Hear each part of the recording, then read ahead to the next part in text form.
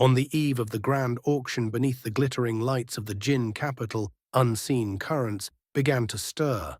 Schemes were woven in silence, old hatreds resurfaced like ghosts from buried years, and the threads of fate quietly tightened around those who believed themselves hunters, yet were already prey. If you enjoy my way of explaining and storytelling, don't forget to like and subscribe. It really motivates me to keep creating. As Han Li gazed upon the jade pearl, a faint ripple passed through his eyes. Since this object is so rare, he murmured slowly, it must possess some extraordinary properties. Monarch's soul divergence let out a low, knowing chuckle. Extraordinary? It goes far beyond that. To human cultivators, this is a supreme auxiliary treasure, an invaluable material for tool forging and pill refinement. But to the demon clan, they would wager their very souls to obtain it. This is a divine relic capable of shielding them from the terror of ascension tribulation. The demon clan's ascension tribulation. Even with his expectations raised, Han Li could not suppress his astonishment.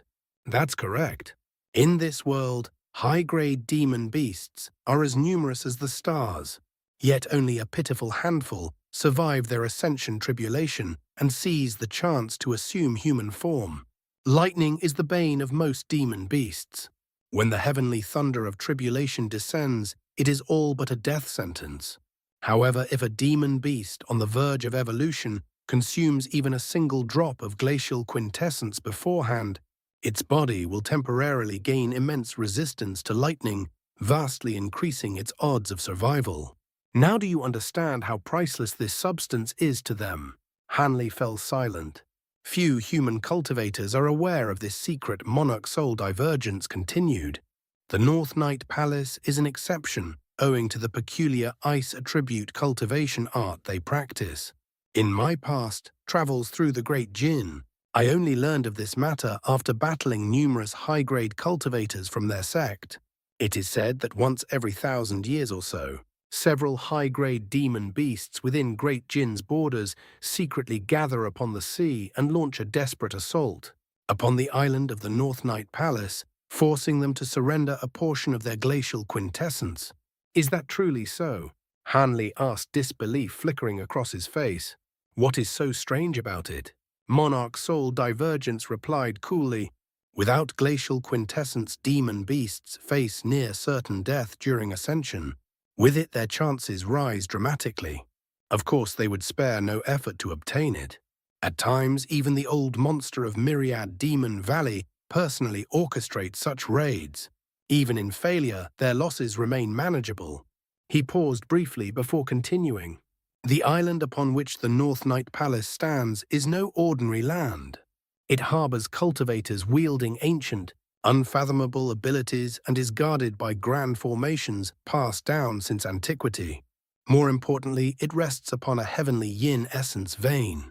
The frigid glacial chi that radiates outward for 1,000 kilometers is lethally cold. Demon beasts untrained in ice attribute arts must expend the majority of their spiritual power merely to resist the invading frost, leaving them weakened before battle even begins. This is why, despite their vast numbers, the demon clan has never managed to seize the island. His tone shifted, touched with faint puzzlement. But how did that old man come into possession of something so precious? Are there any markings on the bottle? Han Li's expression stirred. He flipped the bottle and examined its base. Markings. There is a snowflake pattern carved at the bottom. Do you recognize it?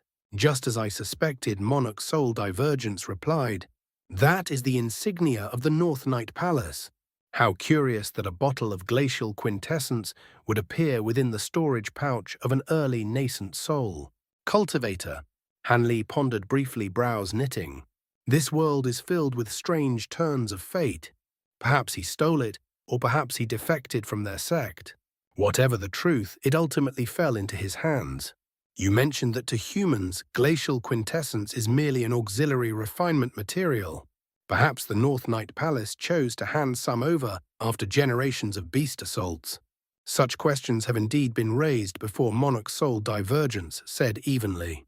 The North Night Palace claims they do so to preserve balance within the Great Jin cultivation world, preventing the birth of too many grade 8 demon beasts that might upset the equilibrium and spark war. A small bottle alone could create several dozen such beasts. A faint scoff colored his voice. But that explanation is for common ears. Years ago, I slew a party of North Night Palace cultivators, their deputy palace master among them. After extracting his soul, I searched it thoroughly. By chance, I uncovered a secret regarding the Glacial Quintessence. A secret. Han Li's curiosity sharpened instantly. Yes, Monarch Soul Divergence said gravely. Were it not for seeing this Glacial Quintessence today, I might have forgotten it. In truth, its principal use lies elsewhere. It is the primary ingredient for refining an ancient secret medicine, the returning sun water. Han Li's breath grew cold. The returning sun water. The legendary elixir of limitless restoration. Precisely. It is said that no matter how grievous the injury, whether one's body has been torn asunder, the medicine can restore it, instantly upon application.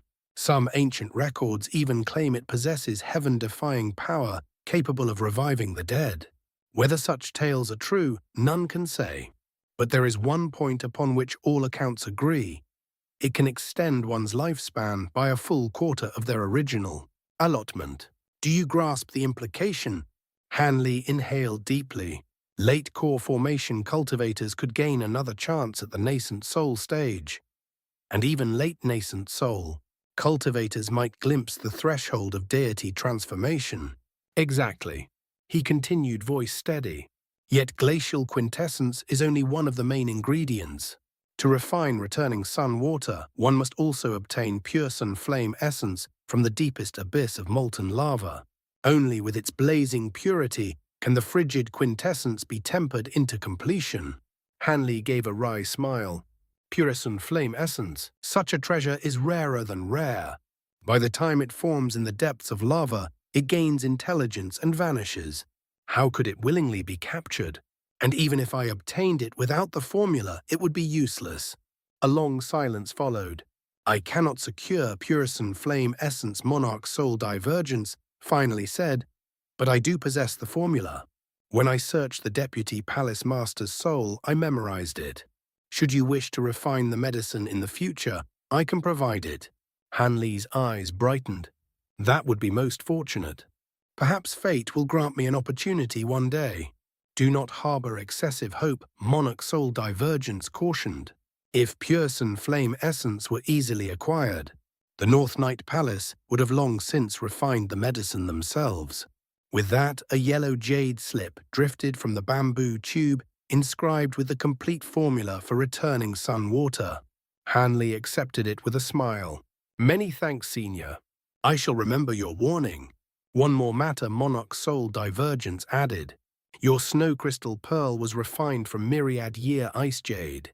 If you incorporate several drops of glacial quintessence into it, its ice attribute power will surge considerably. After saying this, he fell silent. Han Li had already considered as much. Yet another thought now stirred within him.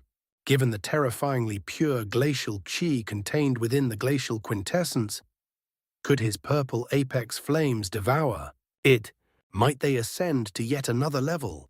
With that thought, his gaze returned to the silver pearl resting upon the jade plate. He raised his hand. A sphere of roiling purple flame blossomed in his palm, its surface rippling like a living star.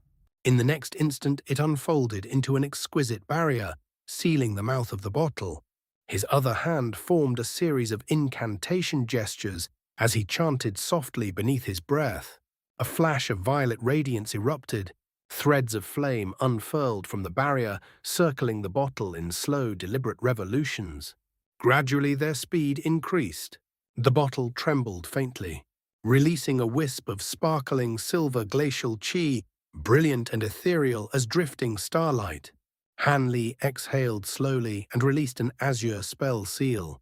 The barrier absorbed it and condensed once more into a fist-sized orb of purple flame, imprisoning the silver glacial chi within. Moments later, he resealed the bottle and waved his sleeve. The purple fireball streaked forward in a flicker of light and vanished into his mouth, with both the fireball and the silver glacial chi entering his body. Hanli seated himself cross-legged and closed his eyes, sinking into meditation. Within his dantian, the 2-inch-tall nascent soul opened its crystalline eyes. Before it, the orb of purple flame revolved slowly around the flickering silver essence, like twin stars caught in silent orbit. The nascent soul blinked and formed an incantation seal. Azure radiance erupted from its tiny body, illuminating the inner void. Spell seals streamed forth in steady succession. The purple flames crackled excitedly, devouring the glacial quintessence. Silver fire blossomed within violet inferno, the two forces colliding, resisting, then gradually intertwining. Outside, Han Li's physical body remained utterly still, his breathing faint and even. He had already descended into profound meditation as ice and fire began their silent struggle within. Although the master of the Taoist monastery was but a mortal, he possessed a faint understanding of the cultivation world and had vaguely guessed at Han Li's true nature. Thus, even when Han Li remained secluded in his chamber for an entire day without stepping outside, he did not dare disturb him. When Han Li finally opened his eyes, a trace of disappointment lingered within their depths. With a soft, helpless sigh, he murmured, "The glacial quintessence cannot merge with the purple apex flames. It seems it may only serve as a refinement or enhancement material." As his voice faded, he opened his mouth and exhaled a clear, luminous pearl, the snow crystal pearl, which rose lightly into the air and hovered a meter above him, radiating a faint chill. His gaze settled upon it. With a casual flick of his sleeve, he retrieved the small bottle of glacial quintessence. His fingers brushed lightly against it, sending it drifting upward. Then with his other hand he struck the bottom of the bottle. A single drop of crystalline silver essence shot forth like a streak of frozen starlight and vanished into the snow. Crystal pearl without a trace. Han Li formed an incantation gesture. A thread of azure nascent flame flowed from his lips, supple yet blazing with terrifying purity, and swiftly coiled around the pearl. The flame flickered and pulsed, ice and fire intertwining in silent conflict. After observing the delicate struggle for a time, Han Li slowly closed his eyes. By the time the grand auction convened, the refinement of the snow crystal pearl would be complete. With that thought, he steadied his mind and carefully guided the slender thread of nascent flame, refining the pearl with meticulous precision. Elsewhere, beneath the shadowed eaves of the imperial palace north of the Jin capital, a frail, azure-robed youth strolled leisurely through a magnificent garden, his expression faintly pleased. He resided within one of the grandest mansions of the palace. Suddenly his expression shifted. He turned sharply. The face revealed was almost identical to Han Li's, yet colder, stripped of warmth. His eyes were especially chilling, devoid of emotion, like frost that had never known spring. Footsteps approached from the garden's entrance. An old man in a black hat and embroidered robes stepped forward. The moment his gaze met the youth's icy eyes, an involuntary tremor passed through him. The youth withdrew his gaze and walked toward him at an unhurried pace. "So it is fellow Taoist Yun Yi," he said calmly. "For what reason have you come?" Yun Yi let out a dry laugh and stepped forward respectfully. "Elder Han, our people have recently uncovered some information that may be of interest to you." "Information?" Elder Han replied indifferently. "I have little concern for matters beyond myself, nor am I tasked with any particular responsibility. Without Elder Ye's command, I will not involve myself." He turned his head slightly, his gaze drifting back to the blossoming garden. Yun Yi smiled faintly, unbothered by the cold reception. "Under ordinary circumstances, I would not dare disturb your cultivation. However, this matter concerns you personally." A brief silence followed. "Have you found him?" The youth's eyes narrowed and a layer of frost seemed to settle over his features. "That is correct," Yun Yi said. "Several cultivators from the Yin Sifting Sect have been secretly searching for him within the markets of the Jin capital. This jade slip contains a portrait identical to the one you described." A white jade slip shot from his sleeve. Elder Han raised a hand and caught it with effortless precision. His face twitched slightly as his spiritual sense swept through it. In the next instant, his voice turned icy. Yes, it is him. He lowered the slip. Do you know why the Yin Sifting Sect seeks him? Not yet, Yun Yi replied. However, their elders within the capital have begun gathering in unusual numbers. Since you once declared that this person who shares your name is your mortal enemy, the second elder has decided to entrust the matter to you. As long as you do not disturb the grand auction, you may employ whatever methods you deem necessary. There are several items we must obtain at any cost, and Elder Yi does not wish for any mishap. Elder Han let out a cold snort. So long as this information is accurate, I will erase him from this world. A faint darkness flickered in his eyes. And how long before the clan locates the remaining devilish artifacts for me? Before I enter the Imperial clan and serve you, my conditions must be fulfilled. Rest assured, Yun Yi said evenly. We have already located several. One has been secured for you.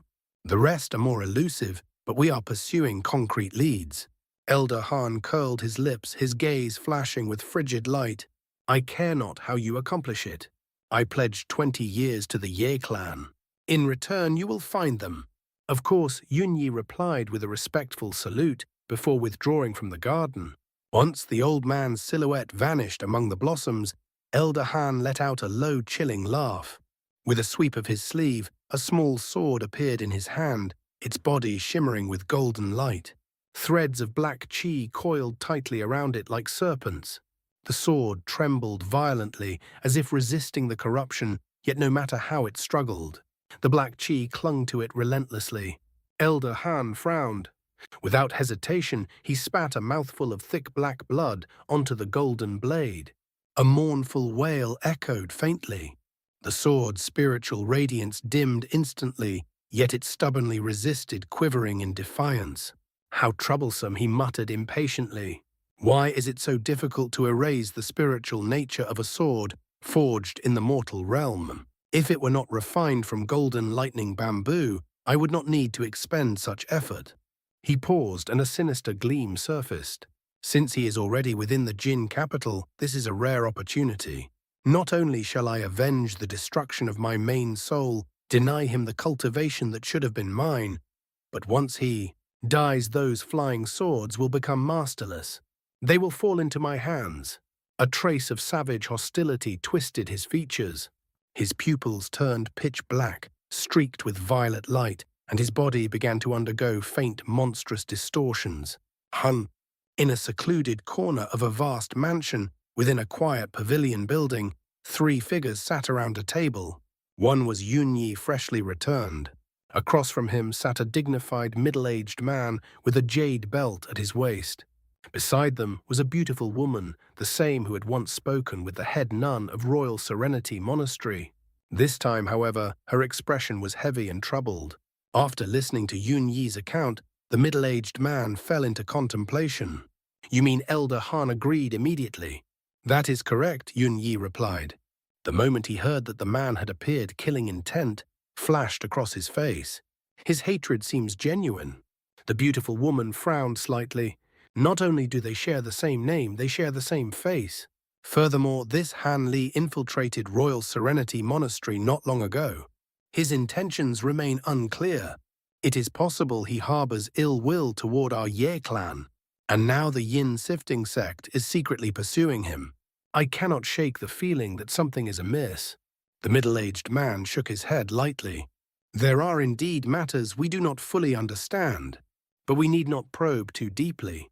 So long as Elder Han is not a spy of some major faction and remains useful to our clan, that suffices. His cultivation is formidable, and his knowledge of ancient secrets has proven invaluable over these past years. We must secure his loyalty. His tone turned colder. As for the other Han Li, we must observe him closely. The fact that he has provoked the Yin Sifting Sect to such lengths proves he is no ordinary figure. If he truly poses a threat to our Ye clan, we shall assist Elder Han in removing him when the opportunity presents itself. Yun Yi nodded slowly. Second Elder speaks wisely. Yet Elder Han originates from an evil sect. I suspect he conceals much of his true strength. We do not know his true intentions, in having us gather those self-harming devilish artifacts. We must tread carefully. The middle-aged man's expression grew solemn. Little brother Yun Yi, do not worry excessively. Aside from our core elders, no outsider can be fully trusted with our true plans. The upcoming grand auction is of utmost importance. Several items are essential to us, but we cannot allow the other great powers to realize we are bidding on them.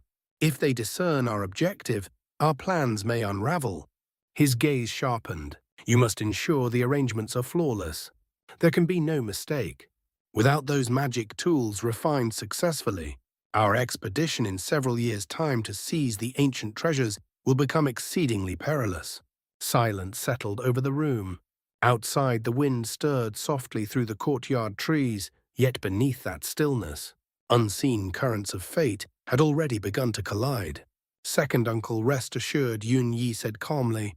Our preparations for the auction are flawless.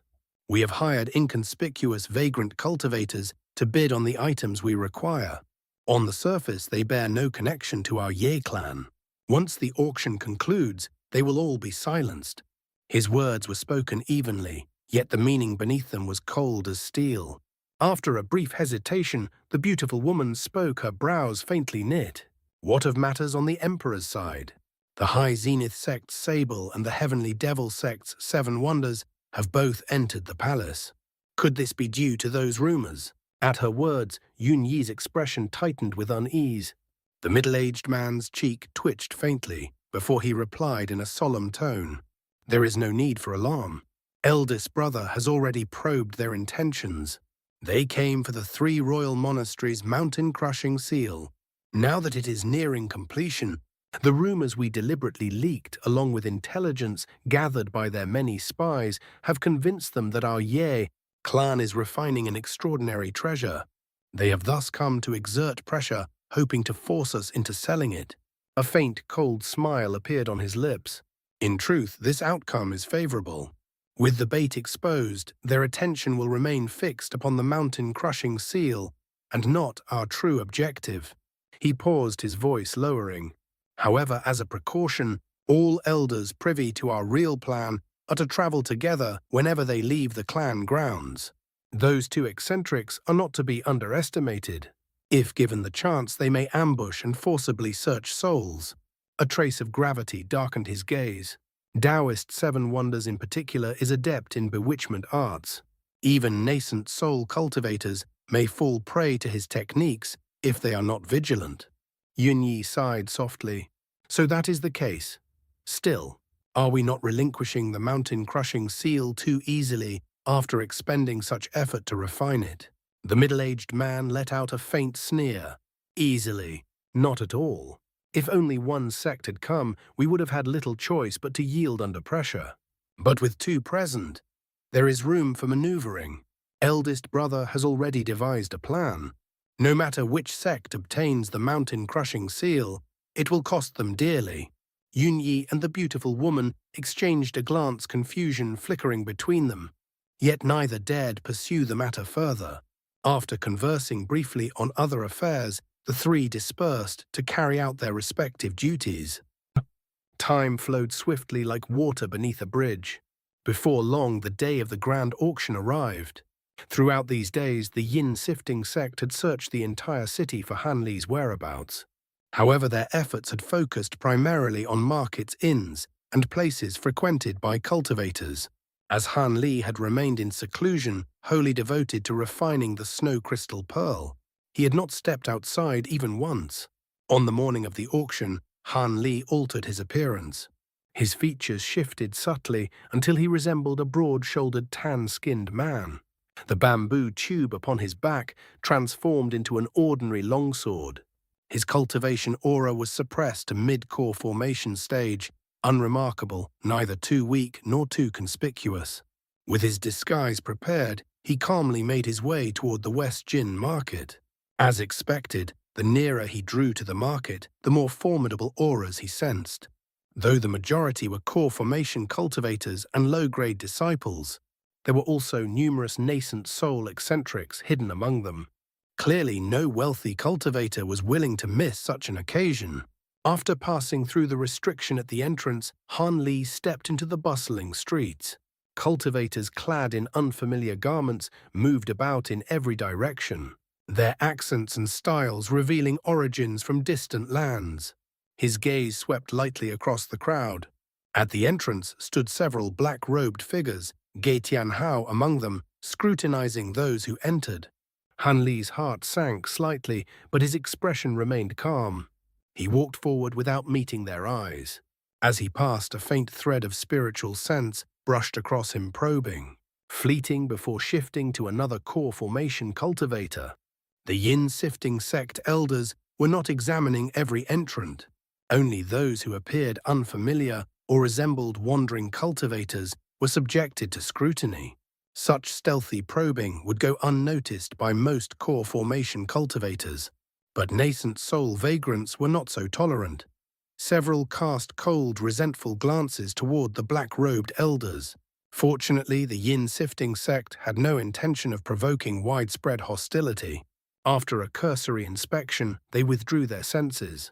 Though dissatisfied, the vagrant cultivators did not dare challenge a major sect and simply moved on. At that moment, the sharp-eyed elder among them muttered quietly, "Elder Ji, I've heard this man excels in appearance-altering techniques. Guarding the entrance may be futile."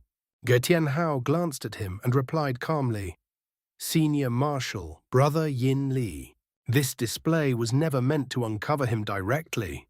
It is merely to unsettle him. If he grows anxious, he may inadvertently reveal a flaw." He continued evenly, "His abilities are formidable. We possess no reliable means of discerning his true identity. However, if he remains composed and maintains his disguise, it matters little." A faint smile flickered across his lips. The soaring tribes share a cordial relationship with the Heavenly Devil sect. Fellow Taoist Lin has already gone to borrow the clear sound mirror from Taoist Seven Wonders. Unfortunately, Seven Wonders is in closed-door seclusion and will not emerge for several days. Thus, we shall continue our search. If we fail to find him, so be it. When the auction reaches its final 2 days, the clear sound mirror will pierce through concealment. Once his disguise is shattered, we will seize him at once.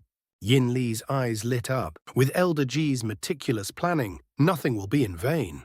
Once we capture him, there will be no need to summon the sect master or the grand elders. The merit alone will elevate our standing greatly. "I hope so," Ge Tianhao replied with a dry laugh, his gaze drifting toward Treasure Shine Hall. Given how cautiously they were proceeding, it was evident they regarded this opponent as extremely dangerous. After all, he had slain their sect's 4th elder, an expert at the peak of mid-nascent soul stage. Carelessness would be fatal. With that thought, Ge Tianhao's expression grew increasingly grim. Oh. Meanwhile, Han Li stood before a colossal stone structure. A veil of rainbow light shimmered across its surface, lending it an air of profound mystery. Above Treasure Shine Hall floated another white stone palace, 1/3 its size, yet still immense.